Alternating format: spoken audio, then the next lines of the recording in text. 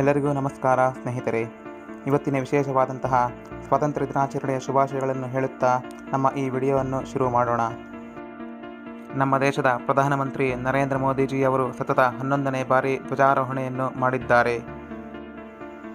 ದೇಶದ ರಕ್ಷಣಾ ಮಂತ್ರಿಯಾದಂತಹ ರಾಜನಾಥ್ ಸಿಂಗ್ ಅವರು ಪ್ರಧಾನಮಂತ್ರಿ ನರೇಂದ್ರ ಮೋದಿಜಿ ಅವರನ್ನು ಕೆಂಪುಕೋಟೆಗೆ ಸ್ವಾಗತಿಸುವ ಮೂಲಕ ಸ್ವಾತಂತ್ರ್ಯ ದಿನೋತ್ಸವದ ಸಂಭ್ರಮಾಚರಣೆಯು ಶುರುವಾಗುತ್ತದೆ.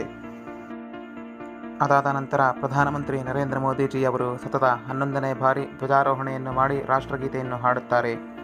ರಾಷ್ಟ್ರಗೀತೆಯನ್ನು ಹಾಡಿದ ನಂತರ ನಮ್ಮ ದೇಶವನ್ನು ಉದ್ದೇಶಿಸಿ ತಮ್ಮ ಭಾಷಣವನ್ನು ಶುರು ಮಾಡುತ್ತಾರೆ. ಮೊದಲಿಗೆ ಭಾರತ್ ಮಾತಾ ಕಿ ಜೈ ಎಂದು ಘೋಷಣೆಯನ್ನು ಕೂಗುತ್ತಾ ಎಲ್ಲರ ಗಮನವನ್ನು ಸೆಳೆಯುತ್ತಾರೆ. ಮೋದಿಜಿಯವರು ತಮ್ಮ ಭಾಷಣವನ್ನು ಮುಂದುವರಿಸುತ್ತಾ, ನನ್ನ ಪ್ರೀತಿಯ ದೇಶದ ಪ್ರಜೆಗಳೇ, ಇದೊಂದು ಶುಭ ದಿನವಾಗಿದೆ. ನಮ್ಮ ದೇಶಕ್ಕೆ ಸ್ವಾತಂತ್ರ್ಯ ತಂದುಕೊಟ್ಟ ಸ್ವಾತಂತ್ರ್ಯ ಹೋರಾಟಗಾರರಿಗೂ ಹಾಗೂ ನಮ್ಮ ದೇಶದ ಸ್ವಾತಂತ್ರ್ಯಕ್ಕೆ ತಮ್ಮ ಪ್ರಾಣಗಳನ್ನು ಅರ್ಪಿಸಿದ ಹುತಾತ್ಮರಿಗೂ ನಾವು ಚಿರಋಣಿಯಾಗಿರುತ್ತೇವೆ ಎಂದು ನಮನಗಳನ್ನು ಸಲ್ಲಿಸುತ್ತಾರೆ. ಈ ವರ್ಷದಲ್ಲಿ ಪ್ರಕೃತಿ ವಿಕೋಪದ ಕಾರಣದಿಂದಾಗಿ ಕೆಲವರು ತಮ್ಮ ಕುಟುಂಬದವರನ್ನು ಕಳೆದುಕೊಂಡಿದ್ದಾರೆ ಹಾಗೂ ಕೆಲವರು ತಮ್ಮ ಆಸ್ತಿಗಳನ್ನು ಕಳೆದುಕೊಂಡಿದ್ದಾರೆ. ಇದರಿಂದ ದೇಶಕ್ಕೆ ತುಂಬ ನಷ್ಟ ಉಂಟಾಗಿದೆ. ಈ ಸಮಯದಲ್ಲಿ ನಮ್ಮ ದೇಶವು ನಿಮ್ಮೆಲ್ಲರ ಜೊತೆಗೆ ಇರುತ್ತದೆ ಎಂದು ಧೈರ್ಯವನ್ನು ತುಂಬಿದರು. ನಮಗೆ ಸ್ವಾತಂತ್ರ್ಯ ಬರುವುದಕ್ಕೂ ಮೊದಲು ನಮ್ಮ ದೇಶದ ಜನಸಂಖ್ಯೆಯು 40 ಕೋಟಿಯಾಗಿತ್ತು. ಆ 40 ಕೋಟಿ ಜನಸಂಖ್ಯೆಯ ಕನಸು ಸ್ವತಂತ್ರ ಭಾರತವಾಗಿತ್ತು. ಕೇವಲ 40 ಕೋಟಿ ಜನಸಂಖ್ಯೆಯು ಗುಲಾಮಗಿರಿಯ ಬೇಡಿಗಳನ್ನು ತೆಗೆದು ಬಿಸಾಕಿದ್ದಾರೆಂದರೆ, ಕೇವಲ 40 ಕೋಟಿ ಜನಸಂಖ್ಯೆಯು ಸ್ವತಂತ್ರ ಭಾರತದ ಕನಸು ನನಸು ಮಾಡಿದ್ದಾರೆಂದರೆ, ನಮ್ಮ ದೇಶದ 140 ಕೋಟಿ ಜನರೆಲ್ಲ ಸೇರಿ 2047 ಅಷ್ಟರಲ್ಲಿ ಭಾರತವನ್ನು ಒಂದು ವಿಕಸಿತ ಭಾರತವನ್ನಾಗಿ ಮಾಡಬಹುದು ಎಂದು ಹೇಳಿದ್ದಾರೆ.